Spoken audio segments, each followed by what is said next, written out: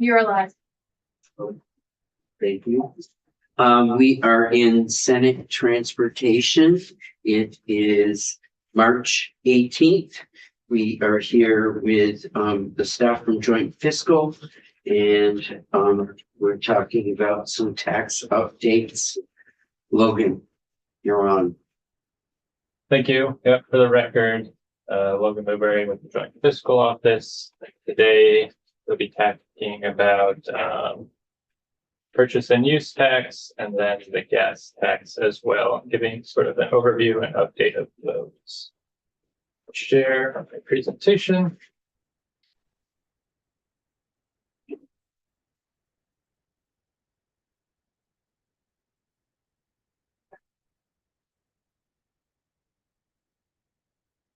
All right, we'll start with purchase and use tax. Just brief overview, so everyone's on the same page. 32 VSA 8903 is the statute that lays out the purchase and use tax. There's a 6% tax on the value of motor vehicle purchases. And then there's a 9% tax on the rental charge for short-term rental vehicles. Those monies are then divided between the transportation fund and the education fund. The transportation fund receives 2/3 of the revenue, and the education fund receives 1/3. And then that chart there at the bottom is just showing the sort of allocation between the two funds over the last few years, and then how they're forecasted within the future.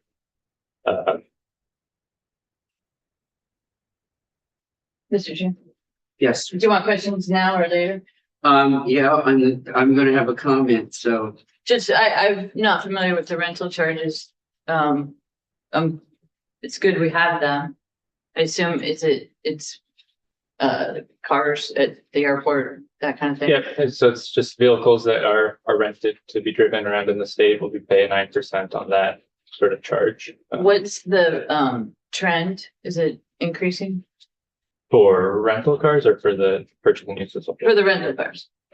That's a great question that I'm not sure on. I'd have to go and look more specifically at the data, but I'm not sure what, I guess, percentage of this total. But I know they make up far less than, the purchase and use on the sales of a vehicle, so I'm not sure exactly what that is. Okay. Okay, continuing on. So this is a forecast. This on the left-hand side there is the 5 major revenue sources coming into the T fund. As we all know, gasoline tax and diesel tax are both a decreasing revenue source for the state, projected to decline year over year by between 0.5% and 1%. Purchase and use in the middle is the one sort of growing above the inflation rate. Projected growth rate is about 3.22% there. And then DMVPs and the miscellaneous revenues are both slightly growing, but at a lesser rate, which DMVPs largely are determined based on the fee bills that are put out or increases in fees periodically. And then miscellaneous revenue is sort of an all-encompassing category for the rest of the revenue sources. And at the bottom line, just to make note, total T fund revenues there, we're looking at a growth rate of only 1.22% between now and 2030. go ahead. So, thank you. The gasoline tax versus the diesel tax, that's roughly automobiles versus semis, right? Vehicle, trucks, or cars, yeah. So is this an approximation? I guess what I'm getting at is it would be good to know. We know that we subsidize trucks, the trucking, right? Sure. For commerce. And that's understood, but the extent of the subsidy, I don't know. So at some point, it would be good to have just a comparison of the revenue that comes in from passenger cars versus the revenue that comes in from commercial vehicles. Yep, Sure.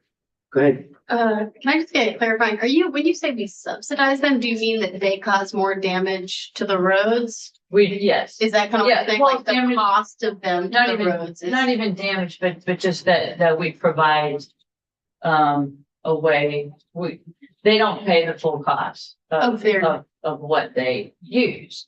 And that's a decision that, you know, our society has made. But yes, I would just like to know by how much we subsidize them. Yeah, I don't know how we would. Well, what we would do, I mean, we'd start by looking at the revenue from the different types of So you vehicles. have to estimate the level of damage that they do. Yes, well, And, which I think some have done that, but that's a little subjective. You have to balance those off yes, to make that, yes. Yeah. Exactly. But we did get some testimony on that level too. you know, I think what's really clear in all of this is we have made conscious decisions or sometimes unconscious decisions that we want to promote certain things versus others. And so that's part of what ours to figure out is. Okay. Yep. This next slide is looking at 4 different years of T-fund revenues, and they're broken out by those 5 different categories that we saw. These are as a percentage of total T-fund revenues. So the thing to sort of note here is from 2015 to then projected out to 2030, you'll see purchase and use tax is forecasted to be a larger share of total T-fund revenues. About 25% in 2015, going up to 35% in 2030.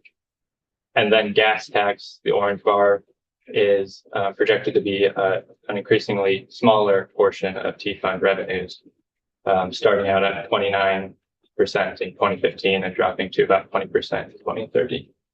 The other funds are diesel taxes is decreasing slowly as well, but not to the same extent as gas tax, and then DMV fees and miscellaneous revenues are around the same, maybe slight growth. But And what does that mean? Diesel taxes, trucks are not, aren't gaining efficiency as much as gasoline vehicles. it's a portion of it. Also, a lot of diesel tax is based on sort of the economic situation in the country, because a lot of our trucking is based on sort of economic growth and development. So trucking is a little more, it is declining slowly over time, as we saw from the forecast revenue. But it's just different variables are affecting the diesel uptake. It's harder to transition out of a diesel semi to maybe an electric, or as the senator mentioned, to achieve efficiency at a scale that would see a significant decrease. Right. Yeah. Thank you. Go ahead. So, purchase and use tax. Are people buying more cars more frequently, or is it the prices that are projected? So to price is increase? going up. Right, so, but the rate of purchase, like, is that going up? I'm just wondering if people are buying new cars more frequently, you know, like every 5 years instead of every 7 years, that kind of thing. Yeah, that's a good question. I do know immediately post-pandemic, we did see a large bump, which you'll see in a second on the revenue trends. I don't know if that trend has continued and that people are continuing to, but it is in large part due to the cost of vehicles. It's also been increasing pretty drastically. So that leads to higher purchase and use revenue. Right, okay.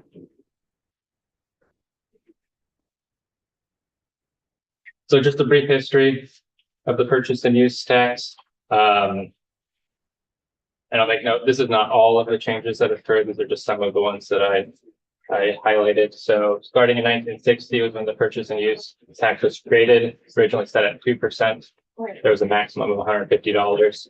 You'll see over the years they raised it 3 to 4, percent in 1968, increasing the maximum. Then in the 80s, they continued to increase that maximum until in 1986, it was eliminated for pleasure cars completely.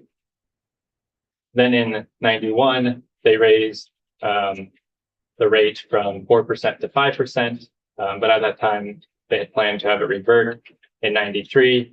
You'll see then in 93 until 96, they just kept extending that 5% rate. And then in 97 is sort of the big change with Act 60, and the change to the education fund and financing.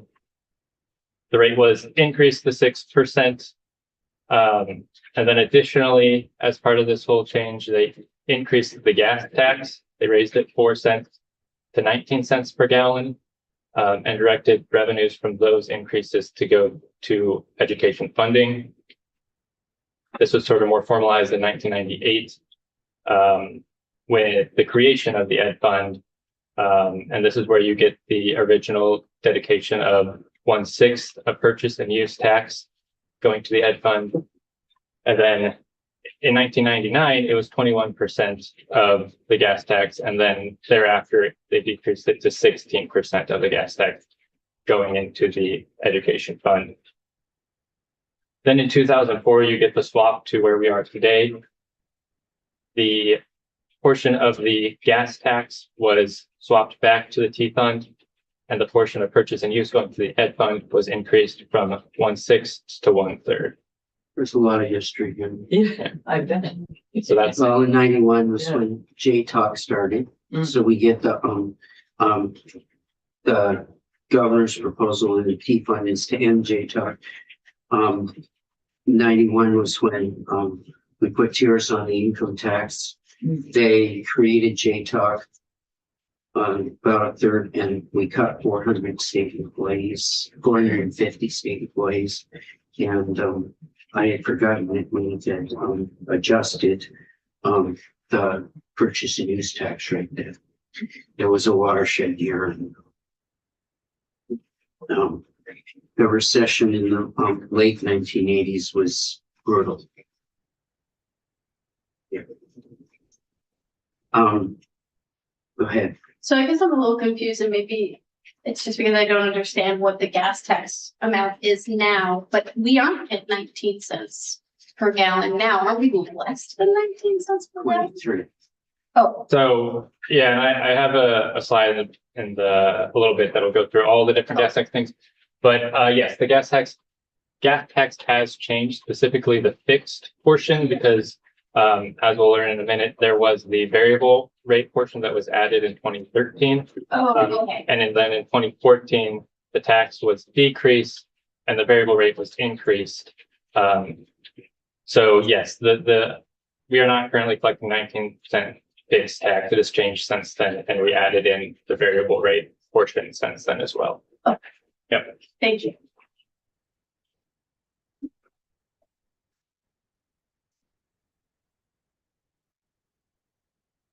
Good. Go ahead. I'm So, interested in two from now, so. yep. So this is revenue or T fund allotment of the purchase and use tax, going back to June of 01, and then into December of last year.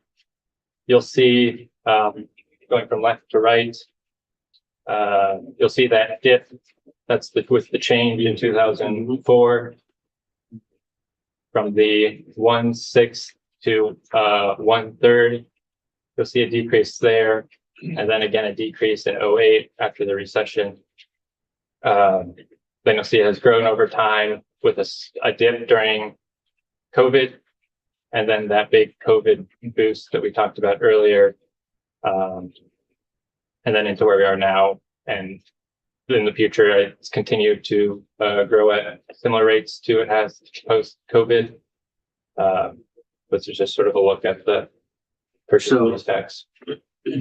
So in 2004, what we did was, because of 1/6 of the purchase and use had gone in, and it was gas tax, and we flipped that. So all of the gas tax went back to the T fund, and it became 1/3 of the purchase and use tax. So, Not 2/6. Same Well, difference. same difference. I think you're smart enough as chair of appropriations to figure out the numbers on that. I was taught always to reduce the fraction if possible. That's fair. I thought that's what I said. You did, but up there, so it's yeah. So your next chart goes for the 1/6 that we sent over. If we go to the next chart, because I want him to see this. Yeah. I'm meaning him, meaning you. Okay. So this chart looks at sort of the question of what if we didn't do that swap in 2004? What if we kept it at the sort of pre-2005 PNU allocation law, which means that Ed Fund would get 1/6 and then a portion of the gas tax. So the hypothetical is the orange bar, and then the blue bar is what we actually bring in.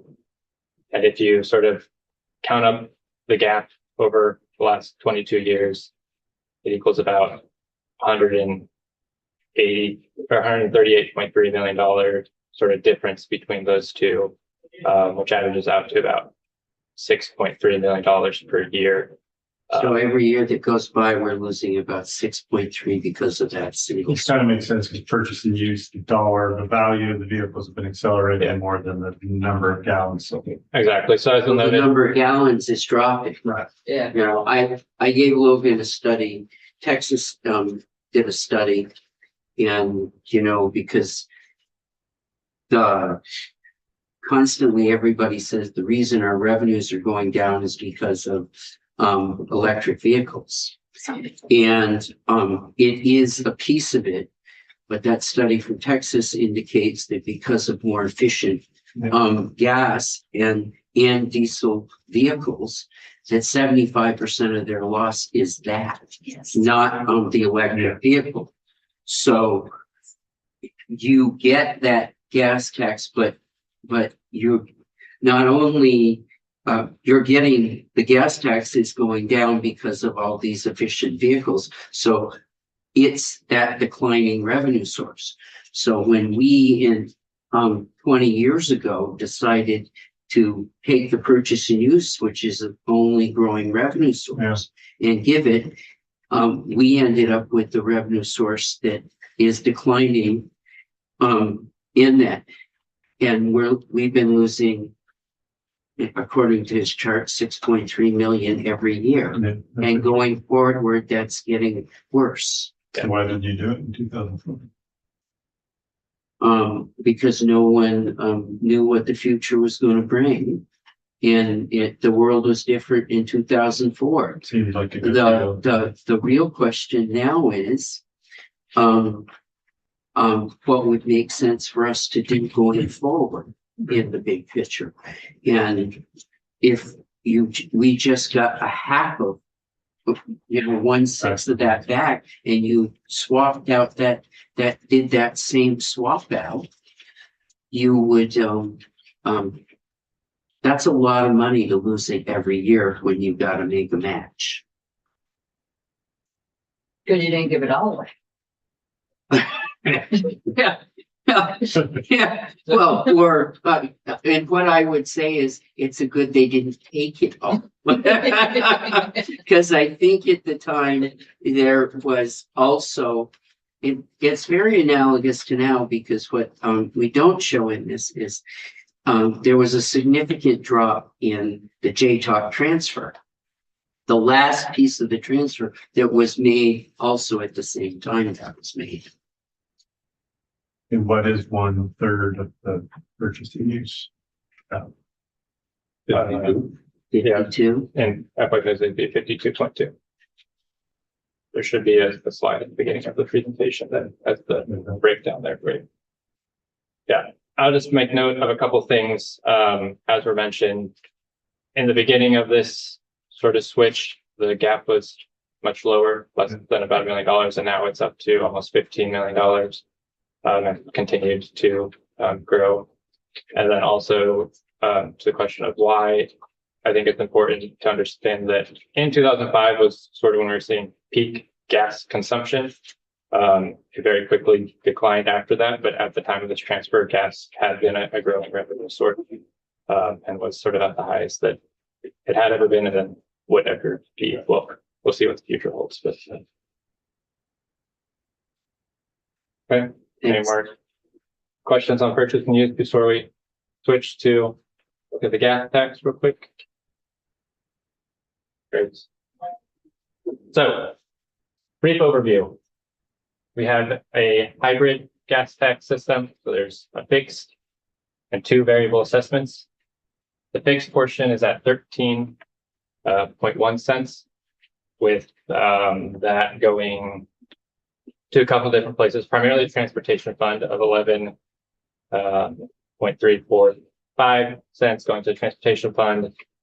Some portions broken out to go to the DUI, Fish and Wildlife, Department of Forest and Parks, that sort of thing. And then we have a 1 cent petroleum cleanup fee.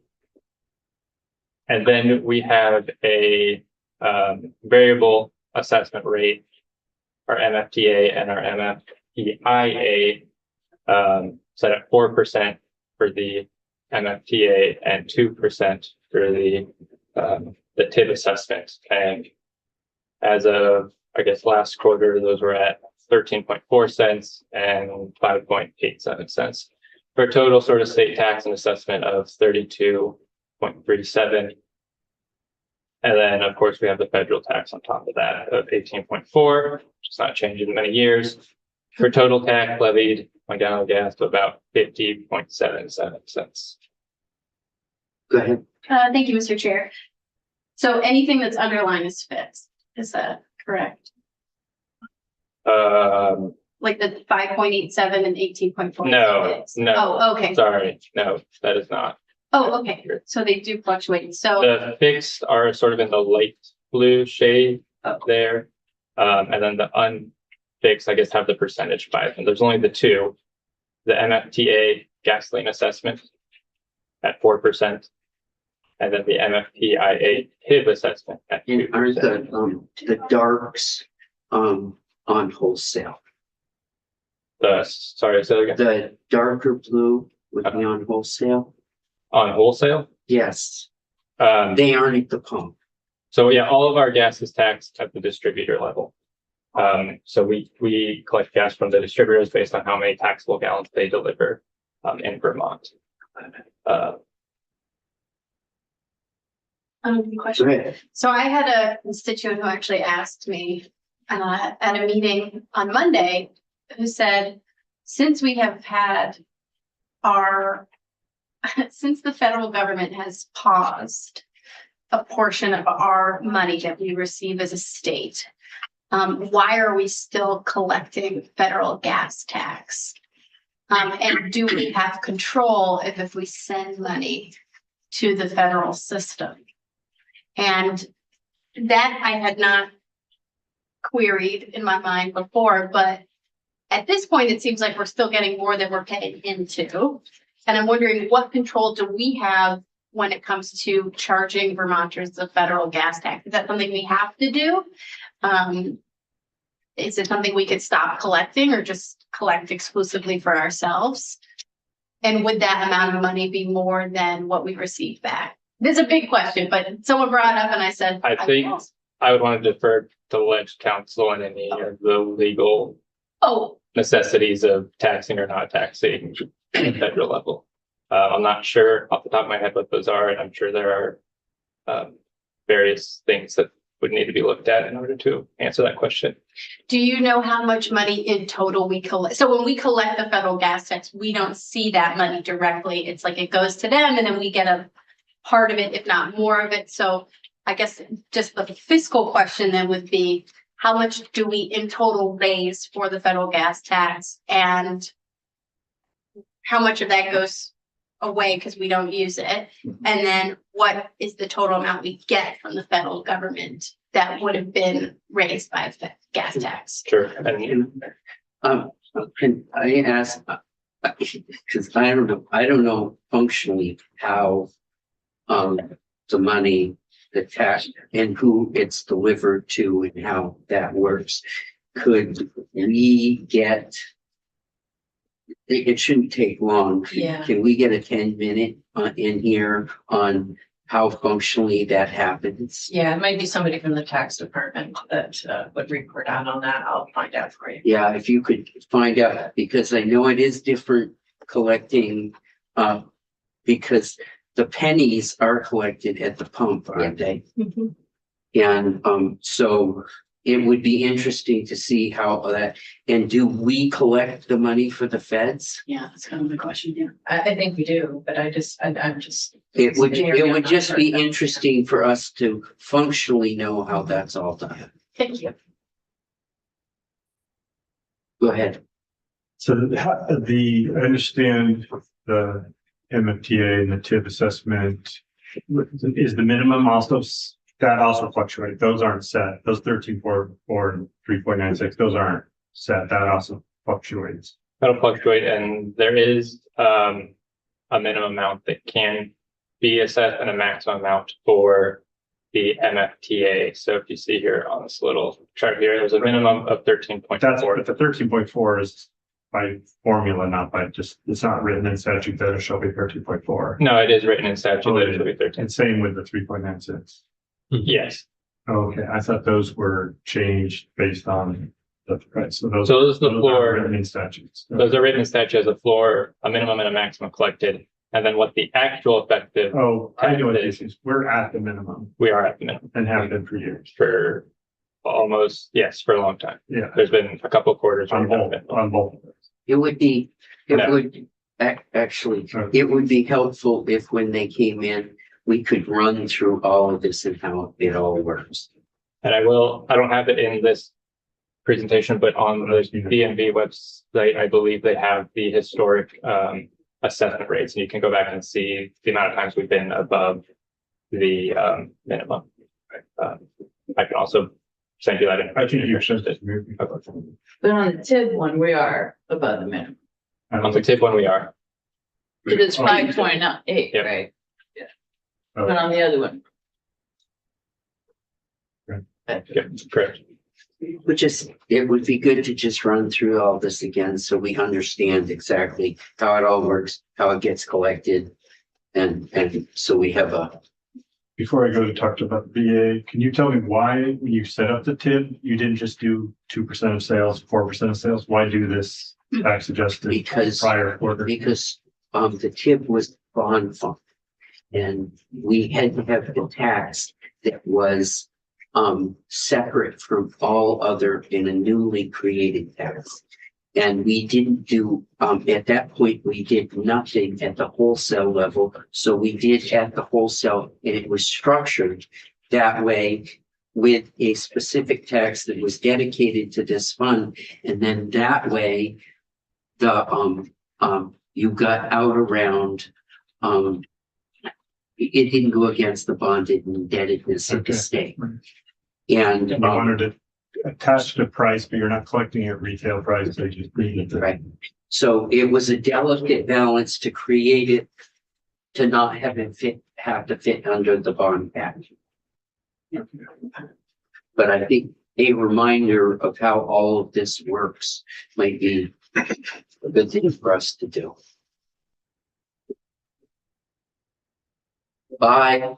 I like that one chart, the hypothetical and actual. I'm glad I was. Yeah, and you might, if it comes up anywhere when you leave the room, that purchase and use tax is costing us a bunch of money every year. Okay.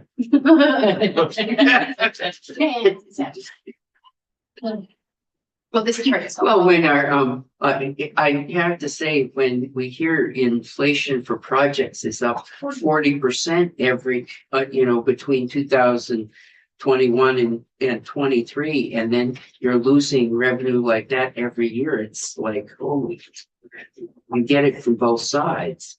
Yeah, and I don't think tariffs will be reducing our costs. Either. Years ago, when we did the gas tax, we had Neil Schickner, one of your predecessors. it was so complicated, so convoluted that, you know, with the TID and with all these, where all the money's went, we had him do a chart like this one, like this one we put out. And we had it laminated and we handed it, because everywhere we went, Jimmy Corcoran has one buried somewhere. I have one buried somewhere. I can't find it, but we did it. It was really helpful in it. We just carried it wherever we went. And we were getting quizzed at every corner as to what we did and where it was going, and pretty helpful. Yeah, we actually did get those when I was in house transportation my Yeah. first year when we got our binder. They gave us a laminated explainer. But I don't know if our committee assistant had made that or if it was from the agency. Right, Great. So this slide is just sort of a look at where we stand nationally. This is total federal and state motor fuel taxes. Vermont's sort of right there in the middle. California, Do all states collect the same federal gas tax amount? Yeah. So it basically, if you just took the 18 cents off, it would be the you same. could get. Okay. Let's see, states nearby, Maine, right to the right of us. Massachusetts and New York are a little farther down. And Connecticut to the left, a little higher. New Jersey, Rhode Island, those sort of states, but Vermont is sort of right in the middle of the pack and right around the national average. Do you know? Good. So it's either Oregon or Washington has the clean fuel standard they put into place. Do you know if that has any driver of their, because Washington is significantly higher, and that would be my assumption, but That might be, I'm not too sure on the specifics of their system. But I could look for you too. yeah, it would be, I'm very interested in the clean fuel standards, but if Washington, the difference between Washington and Vermont and our cost is that program, that would be a deterrent. It's interesting that Florida, which is often shown or said to be a low tax state, has higher fuel taxes. where is Florida? It's in the middle Yeah, they're of between us and between Oregon and Ohio, yeah. We could have said south of Georgia, but it didn't. Uh-huh. Sorry. Pennsylvania too, actually, is often said to have low taxes. Yep. Okay. Yep. So this is a chart similar to the one you saw for purchase and use. This just shows the revenue coming into the T fund and the gas tax and assessment. Some breakouts of the sort of key dates there. And notice that big jump in the middle is when we went to include the price component, the variable assessment component. And then you'll see the decline during COVID and since sharp decline during COVID, and then essentially gallonage has returned to a pre-pandemic level. People are just driving less, using less gallons of gas, so we're seeing that reduction in revenue.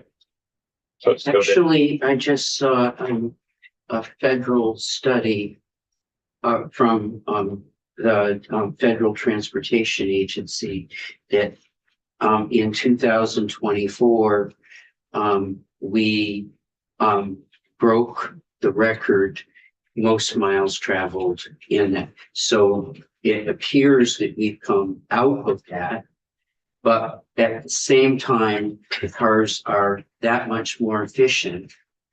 And so we broke all records in 2024 nationally for the number of miles traveled, and some big number in the trillions. And that issue of more efficient vehicles, the revenue is still dropping dramatically in that. So it's interesting that we have apparently just pulled out of that piece. That is very interesting. What? That is very interesting, because I would have thought that people were, working remotely. And that would be the No, reason, but that's really. I'll pull the study Yeah. out that this is quoted from and in that piece, because I think we broke the record by about 1.5% over. And it was like 2018 or 19 that were the highest, and we, for the first time, tapped that again and the most miles ever traveled on American highways, Wow. which is like, and our revenue, but the revenue coming in and the efficiency of the car is greater, which we all appreciate, but it becomes a problem for us. Right. Next. Okay, and then I believe this is the last slide. This is a chart that sort of takes a historic look at the gas tax. So we can walk through this. Starting on the left is just the years of change. These are essentially years where we made a change to either the fixed rate tax or the variable rate tax, going back to 1923.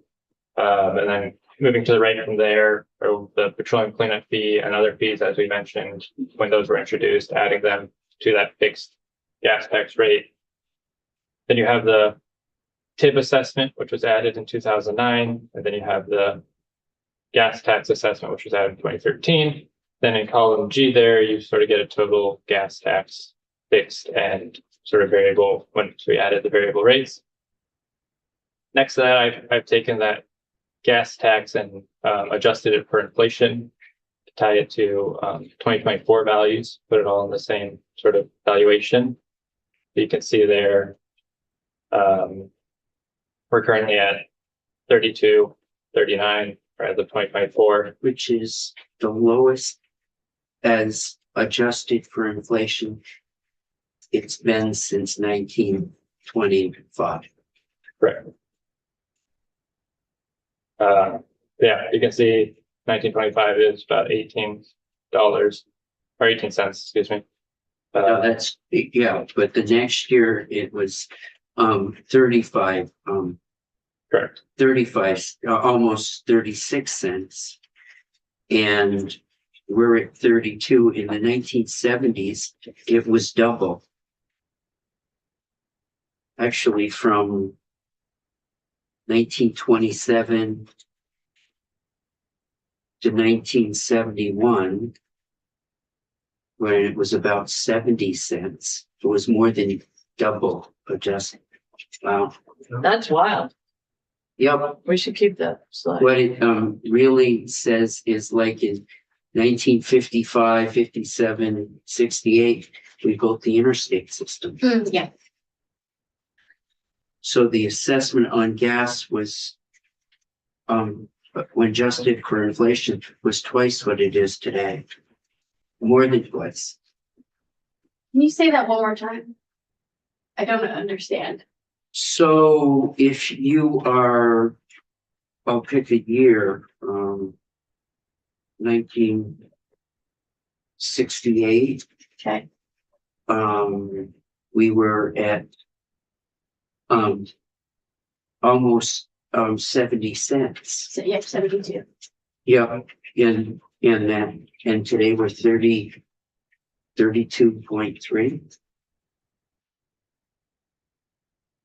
But that's because but we're still charging more. It's that the inflation, this is just the inflation amount. So the real dollars is much less. So, yeah, so in whatever, 1968, the gas tax was 8 cents. Yeah. Today it's 32 cents. When you bring all of those to 2024 values, that's what's in column H.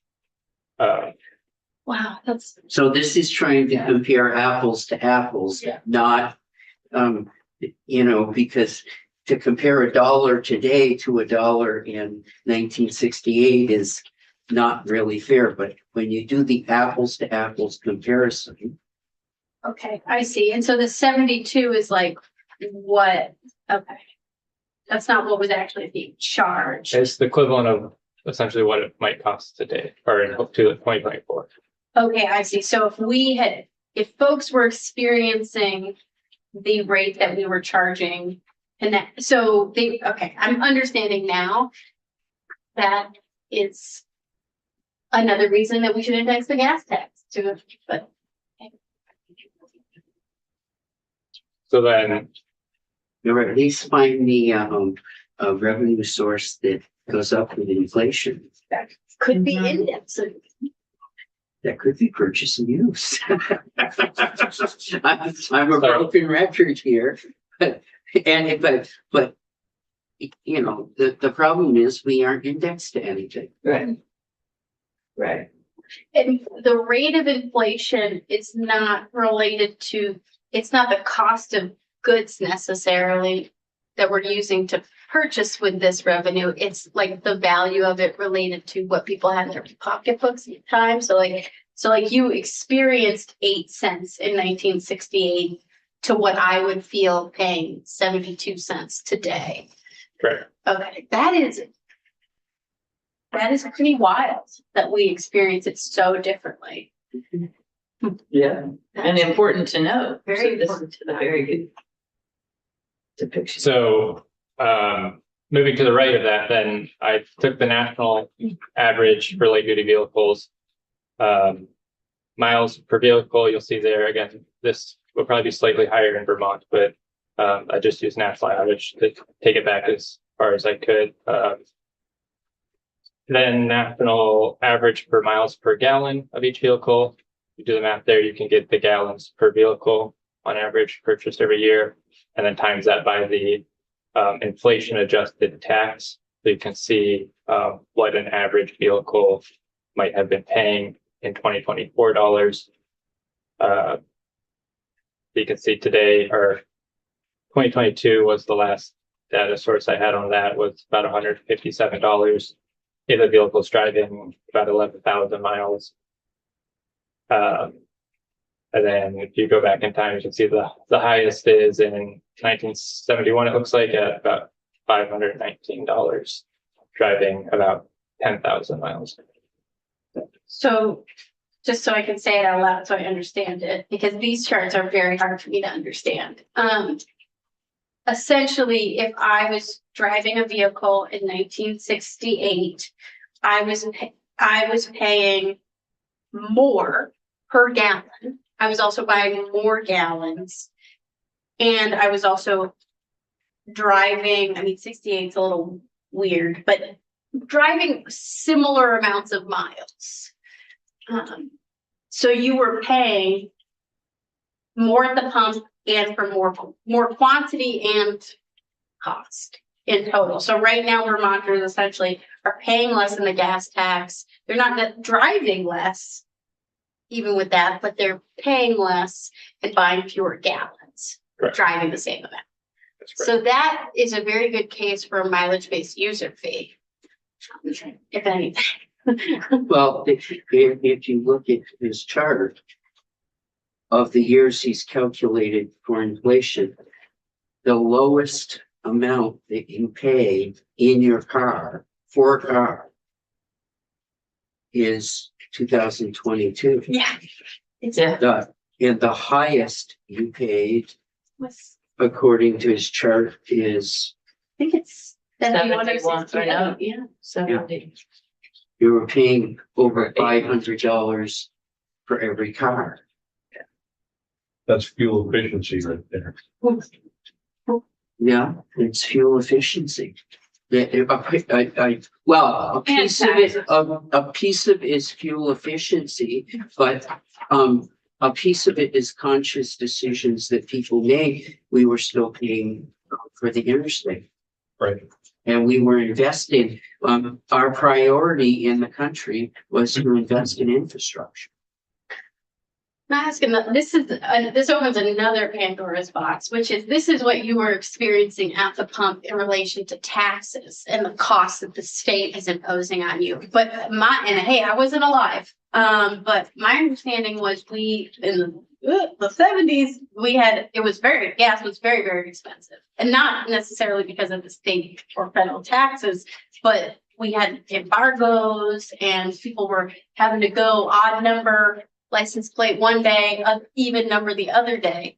So do you have any understanding of what the cost was per gallon on average those years? And like, what was the outside factors? Because I think when Vermonters come to me and they say, I'm paying way too much for gas, they go, it's your fault, it's the state's fault. But in reality, it's outside external forces like OPEC or all of those things. So do you have any understanding of what the actual real experience costs of gas is in relation to the tax on it? So I don't have specific numbers. I could probably go and find the historic national averages of gas prices. I'm sure that's somewhere out there. I don't have that with me today. I do know that the tax on gas makes up a relatively small portion of the price that the consumer pays. That would be that. It is a portion of the cost for sure, but there are other factors, larger factors that go into making up that price you pay at the pump. And I'm sure I could get some data on the breakdown of that as well. That would be really helpful because I think when we talk about changing what Vermonters pay per gallon that we can affect, one of the reasons that perhaps this was more palatable in the 60s and 70s was because the actual payment you were having to do at the pump was very, very large. And so at the time. So I can understand why folks weren't as maybe there were riots in the streets about this, and I don't know, but there wasn't as much disagreement or pushback on it as now because your price per gallon is much lower. So I'd love to know what the percentage of your total per gallon would be over time. That would be really interesting. But if we didn't go back that far in history, if we go back to 2013, it was 44 cents and we're paying 32 now. Just in the last 10 to 12 years, we've dropped dramatically and the vehicle, I go back to that period of time, it was over $200 per vehicle that you were paying, and it's 57 now. It's $50 less. And just that alone is, I don't know how my point in this is, try to get at is we're taking less out of people's pockets and less out of their overall income. And it's just becoming harder and harder to maintain the system. And I think Vermonters would be more open to a change in the cost if the actual cost per gallon wasn't like if you're actually paying, like people don't notice when you're at the pump, you don't notice that they don't break out the tax as it's going up in numbers. So if you're paying more per gallon and you see that a tax is going up, you're going to immediately assume that it's because of that. So I do worry about that. But this is the gas component. Yeah. As we do the whole of the T fund, it's fees, it's fuel, it's the purchase and use at the beginning, and all of those. And I think for me, the point in this is it's not just gas. It's we're losing on the purchase and use. We're losing across the board. Yes. And then our costs are not going down. Yeah, And our that's what I costs meant. are, and our costs are dramatically going up. Yes. Both as individuals and infrastructure costs. Go ahead, Pat. So just to answer your question, in 1975, when I was alive, it's driving around right out of high school, and so gas was 57 cents. Okay, so that, yeah, what would the percentage of that be if it was like 8, yeah, like 9 cents? So it's a higher percent. It's a higher percentage as well, which is, I assume, I don't know, like, Yeah, today's gas I mean, prices on yeah. WV, so. I just got a little tidbit on that, and that if it was adjusted for inflation, it would be about $3.30 to $3.50 a gallon, $24. Cents. We're taking less out of people's pockets Yeah, Yeah, than almost any time since the creation of the highway system, going back to the 1920s. yeah, it's great that you went back that far too. Yep. It's really interesting. Because in the 20s was when we really got busy building roads. Yeah. And cars. Right. Oh, I do have one other one. I won't go through all these details. It's something if you want to look at afterwards, you can. This is just sort of giving some examples of an individual's annual gas tax burden based on how efficient their vehicle is on the left-hand column, and then how many miles they drive per year on the top there. So you can pay whatever 15 miles per gallon driving 10,000 miles a year. It's roughly $216. The matrix goes out from there. $30 or 30 miles per gallon driving 20,000 miles a year, going to be about the same, right, as someone driving 15 at 10. And then just the chart there to sort of breaks it out graphically. But I won't go into all this in detail. That's interesting. So if you're driving 20,000 miles a year and you've got a car 15 miles, you're well over $400 that you pay. If your car is, say, at 35 miles a gallon, it's 185. So that shows you what the efficiency is done. Do you have any information about the average miles? So I'll frame it up by one of the key concerns I've had with the miles-based user fee is I live rurally, I drive a lot, you're gonna be punishing me potentially for having to drive more. Do we have any geographical data to show the average road mile driven based on parts of our state? Is there ever, I mean, is that So- anything we've collected that? could Not count? something that I have. I'm not sure if that's something the agency collects or not. I do know there are some estimates on sort of Vermont's average miles driven that I think could be presented to this committee if they're interested in, but off the top of my head, I guess I'm not sure if we have that data. Yeah, I think I don't know if it's possible to debunk that criticism, because it seems logical that if you live further out from a geographic center that you would have to drive further, but I don't know if it's as fast. This chart right here makes me think it actually is so much more to do with the efficiency of your vehicle, and what's driving costs or what could potentially drive costs than the miles may use. This is just thinking out of the box too, as we talk about miles traveled. I'm not really sure that I want to discourage people from having more efficient cars.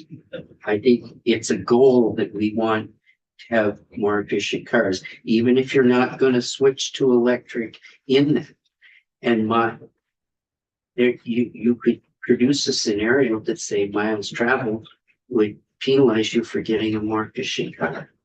Yeah, yeah, and if you want to check out S75, the Kirksville, there's a whole fee-based section in there, which would support efficiency of vehicles for reducing the cost. Yeah, And thinking outside the box. Right, well, and then there's also the program that we already had where you could get a more efficient vehicle. Mhm. So, yeah, that's interesting. that, I think that may be going forward, Figure that out. something to talk about. Yeah. That was the last one.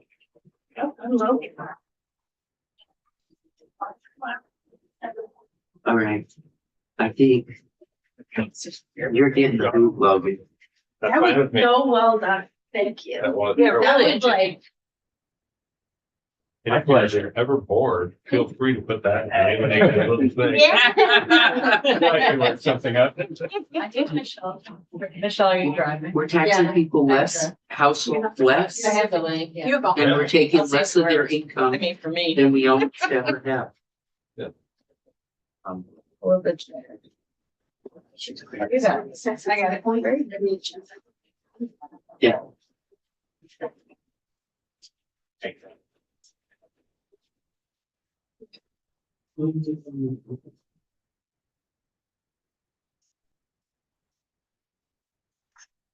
Which Mitch is also yours. What's that? The first slide says all prepare. We wanted to start with good news. Nice. This is under Michelle. Oh, good. Yeah, this is. Something we need to talk about. Updates you're interested in, right? Yeah. Exactly. Totally. Let me just get. So Senator White, your question earlier about the federal gasoline tax, I was just doing a bit of searching while Logan was presenting. So that is transferred to the Highway Trust Fund, which is our first slide here. Yes. And the Highway Trust Fund has its own problems. This year, it's like $280 million in deficit. So the federal government keeps transferring general funds to supplement the Highway Trust Fund in order to make our IIJA They've apportionment. been doing that for years. I mean, the last time the federal gas tax went up was 1994 is my understanding, the year I was born. Federal? Yeah, that's my, it might be 93. 93, okay. So it was last time I was not alive. That was alive. I was alive. Actually, I was too. But I think someone from the tax department can come talk to us about the IRS tax code that requires us to transfer the federal gas tax to USDOT. Yeah, I mean, it would be great to know if we could, Yeah, we're gonna, Michelle, and we're gonna get somebody to come in. Yeah. And I think it would be just interesting to see how it's all collected, Yeah. see, how it's levied, all of the different pieces of that, so we. Yeah, and I think it'll probably be a combination of somebody from the tax department and somebody from DMV. Yep, Because of the way wholesale gas. yep, tax collection they occurs. always bump up against each other. All right, Okay, I'm getting there. Oh, yeah.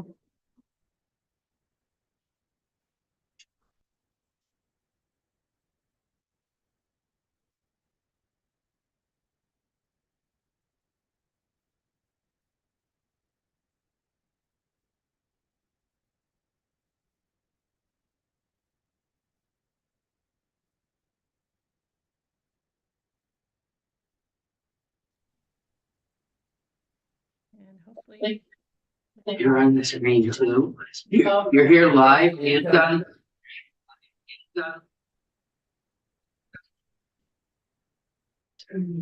your echoes. And this one, right? Oh, I just turned it off, sorry. We're doing it. Okay, I think everything is off now. Yeah. Okay, very good. Except Now- your picture. And you started sharing. Share. Okay.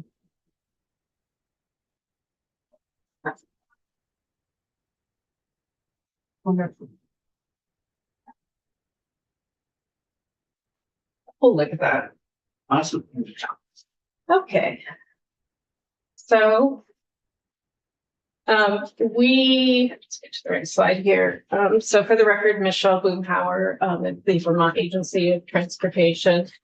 Jana Morris, who is the Director of Finance and Administration, was not able to attend today. So Candace Elquist is here in her stead as our Chief Financial Officer. And we're here to talk about the current implications of what we know today about the impacts to federal funding by the changes in the administration and changes in policies that the administration has implemented.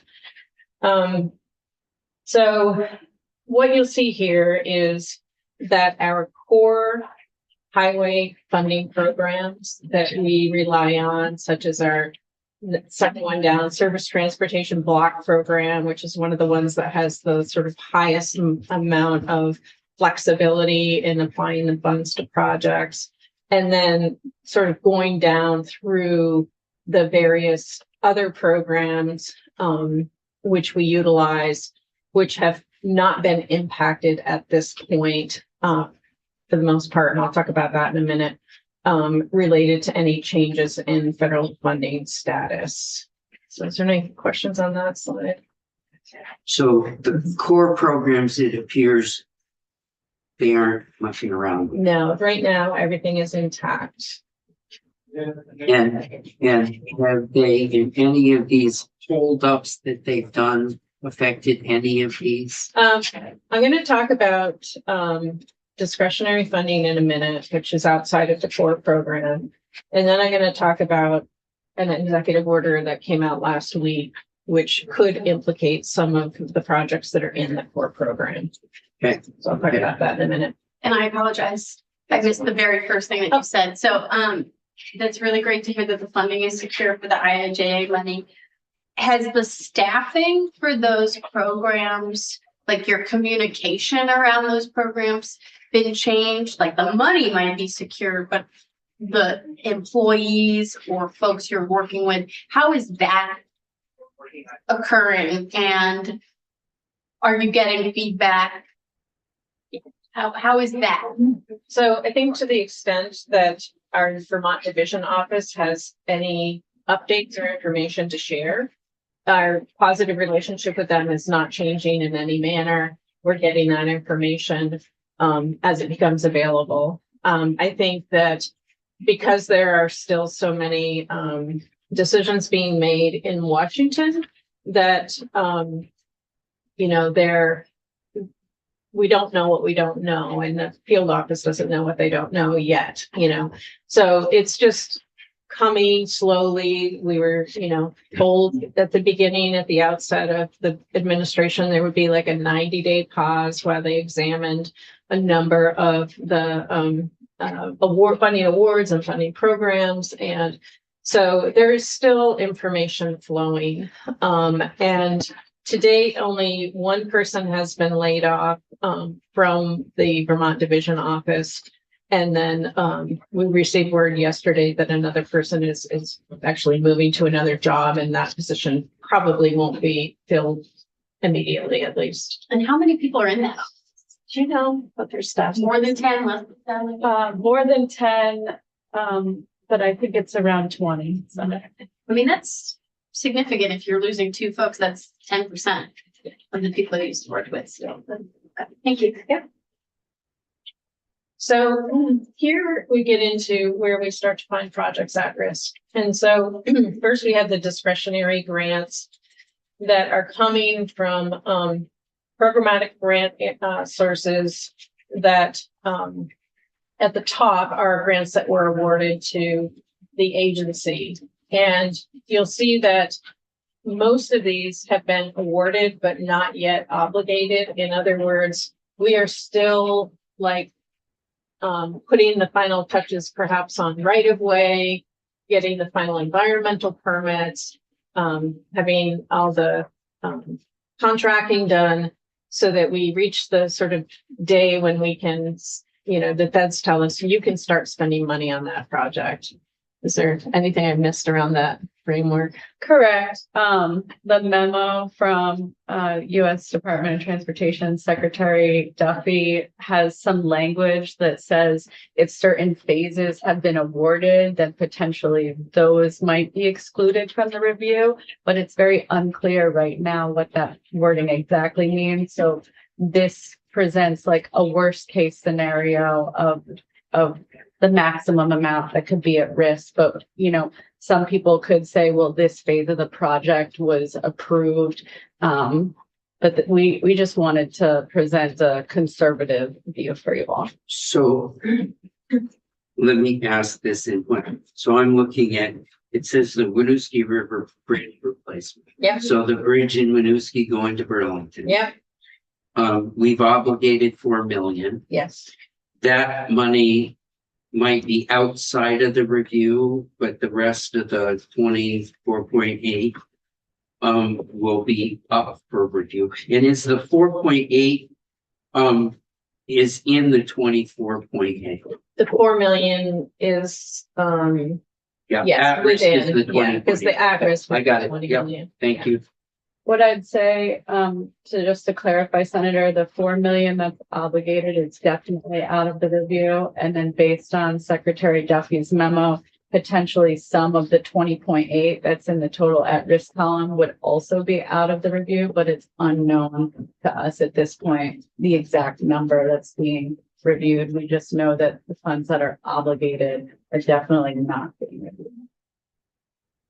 Can I ask one other question before we Yeah. lead up to?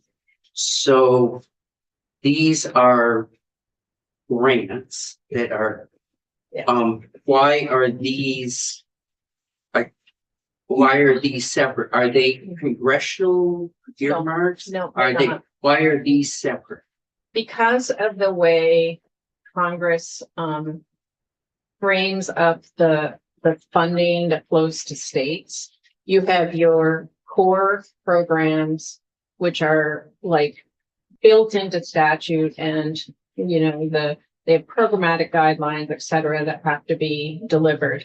Then you have your discretionary grants, which are part of the surface transportation bill at the time, which typically will be focused on congressional and or administrative priorities, let me say. So under IIJA in the beginning years, there was a lot of focus on climate, environmental justice, bicycle and pedestrian programs, et cetera. So that was really the focus. And so the administration was able to shape and is able to shape as they go forward with discretionary funds only, the kind of flavor of how these discretionary grants are advanced.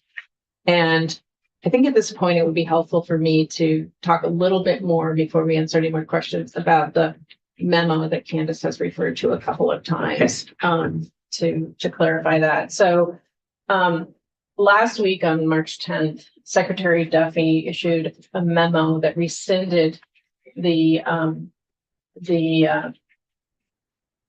memos that had been issued by the Biden administration, which injected social justice, environmental framing into the infrastructure funding decisions. So this gets to your discretionary grant guidelines. Okay.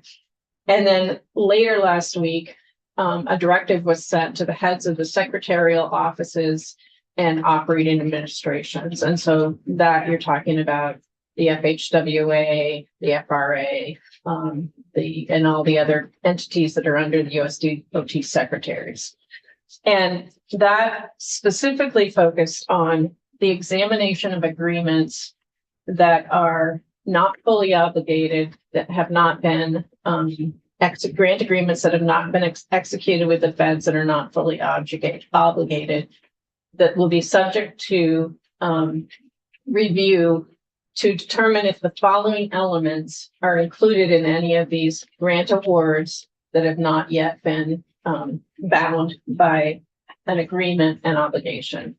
And those categories they're looking to find in these grants are equity activities, diversity, equity, and inclusion activities, climate change activities, environmental justice activities, gender-specific mentions or focus, projects whose primary purpose is bicycle infrastructure, such as recreation trails and shared use paths, any electric vehicle activities or electric vehicle charging infrastructure activities.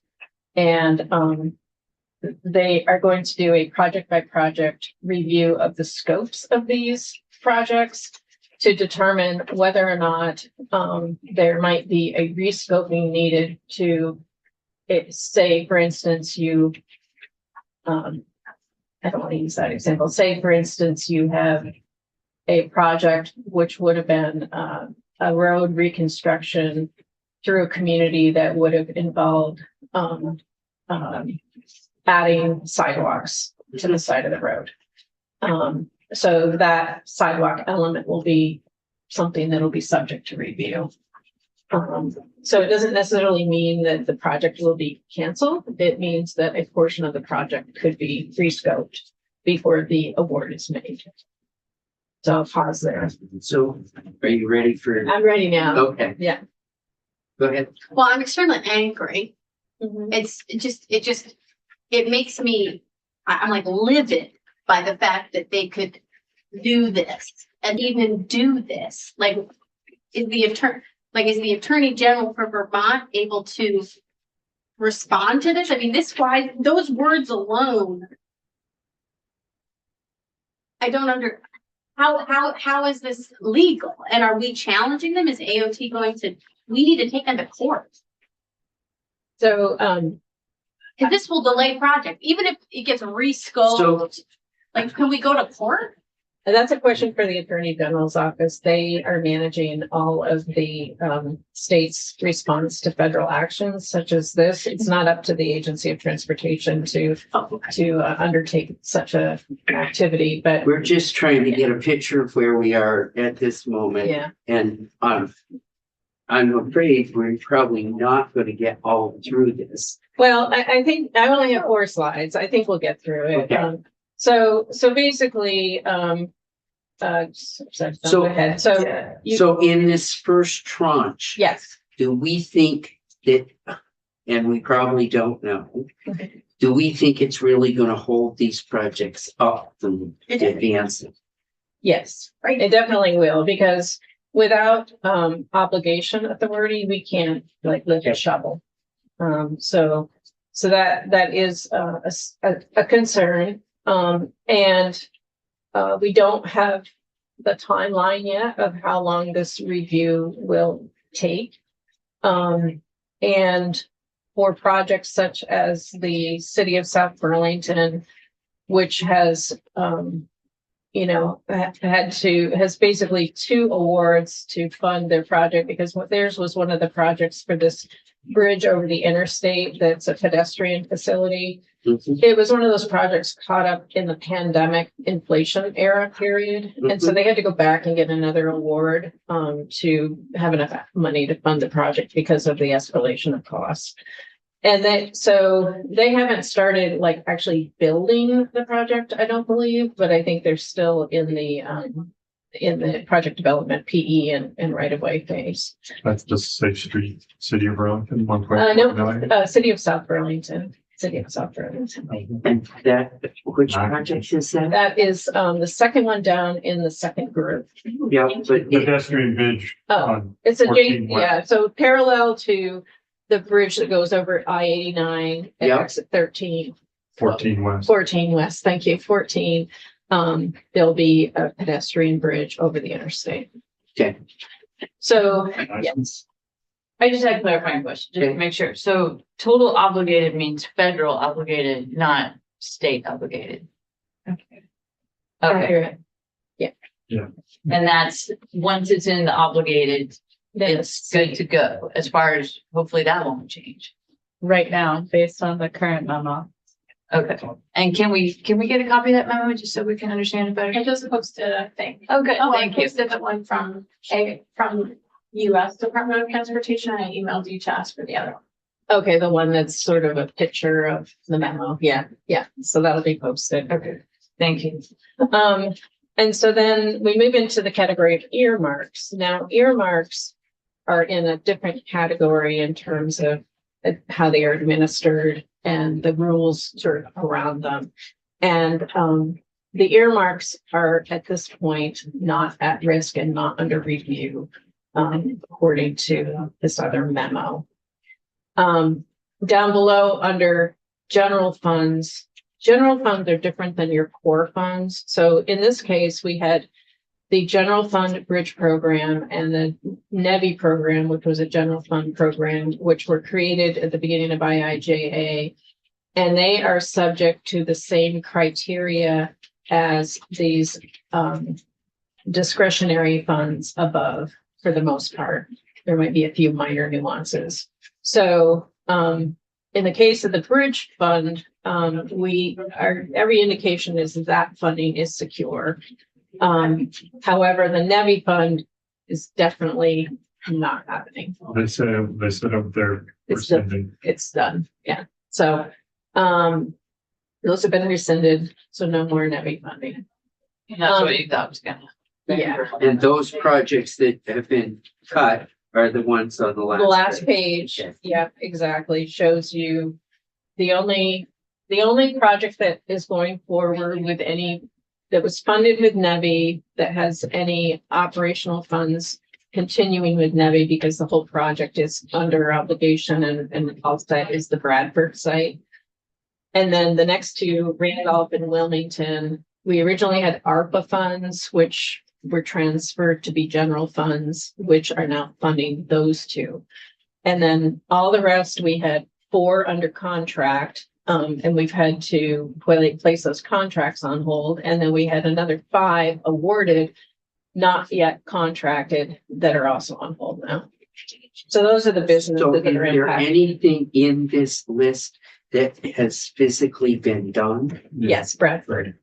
So Bradford's the only one that's physically done. Because it took years, I'll say, to come to an agreement with federal law. First, there was a lot of, you have to make a plan.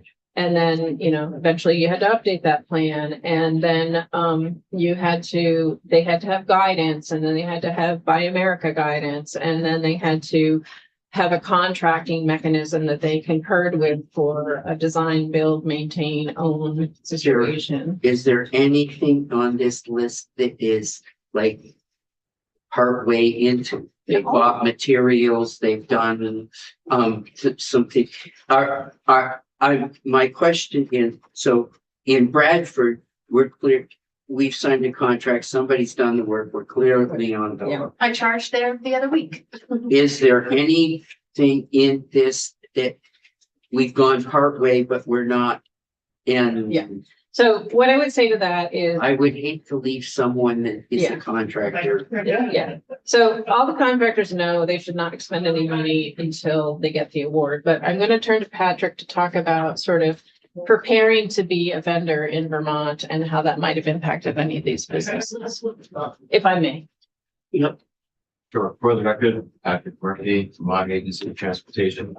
So this summer, we issued a request for qualifications, where we had 8 vendors that were selected through that process. And that was to be able to sort of more cost effectively and in a timely way issue the subsequent solicitations for the NEVI program, for the ARPA funds that became general funds, and for other potential IIJA funding sources. And so we issued the first solicitation that in the end of the summer. We awarded 11 projects, 6 were able to get under contract. But there are no, to your question, Mr. Chair, there are no projects that began and incurred expenses that have not been able to be reimbursed. We have the 2 contracts that we swapped out funds to just continue with those so that those projects in Wilmington and then and Randolph as well, so that they're able to move forward with general funds, and there's no sort of issue that we're going to run into with these other projects. So those projects will continue to move forward, but there were none of these others have incurred costs that won't be reimbursed. Okay, good. Go ahead. But I would just say, if I was Norwich Technologies and I had considered that the pipeline of my projects would be this substantial over the next 3 years, I would have scaled up my staff potentially. I would have done a lot of things to prepare for this type of build, as any reasonable construction company might. So while there might not be direct dollar for dollar costs, I do think that we can expect that this will have a very significant impact on local businesses like Norwich Technologies, which albeit the name is Norwich, they are in White River Junction. And that does scare me because they have hired people to make sure that this work was complete in a timely manner. This is extremely disheartening, and there's not a proposal in the budget to make this money up. The $8.6 million by the governors, there's nothing in the governor's budget that would fund these, so they're done. Well, That's essentially where we're. We didn't know. Oh, yeah, no, it's not. No, the anger is not directed in any way at AOT. The anger is directed at Donald J. Trump. yeah, so the governor's budget did not contemplate a deletion or rescinding of the NEVI program. And so there had been a proposal within the governor's omnibus climate bill to continue EV incentive programs, which I think in light of this issue and the fact that you need the backbone of the highway charging network functional to continue to incentivize that group of people who are on the edge of cusp of maybe you want to buy electric, maybe not, and I don't feel dependable and all of that. So I think we will be continuing to try to have discussions about finding a stream that rather than trying to rebuild incentives because they are at the end to actually continue this work that is one of the core principal efforts under an EV transformation. Pat had a question. Yeah, I'm just wondering, on the contracted, 6, are we liable for any penalties or anything I see it's on hold. The So- money's not there, but Yeah, the contracts that were signed have a clause that indicates should federal funding not be available, then we have the right to cancel the contract. Okay. Well, that's good. It's finally, yay lawyers. So I would like to have more of a conversation about this on another day, 'cause I know we're running. Yeah, This is but, probably not the last we've heard of this. Right, because I would ask that when we have an alternative process and we have other funding that's available, if there might be easier ways of doing things, like you were talking about all of the requirements of the federal, that the federal strings. If we don't have the federal strings, it might be interesting to just document how much better and maybe less expensive. This would be a good case study in that case. I Yeah. agree. Thanks. Okay. I think it's lunchtime. Yeah. Thank you, everyone. We probably will have more questions, and if you find out more, as we go along, we're gonna have to revisit this. Oh, yeah, absolutely.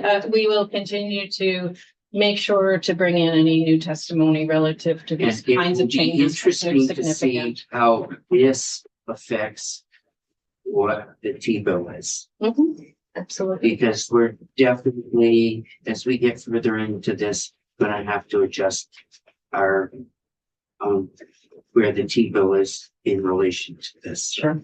Thanks, Dan.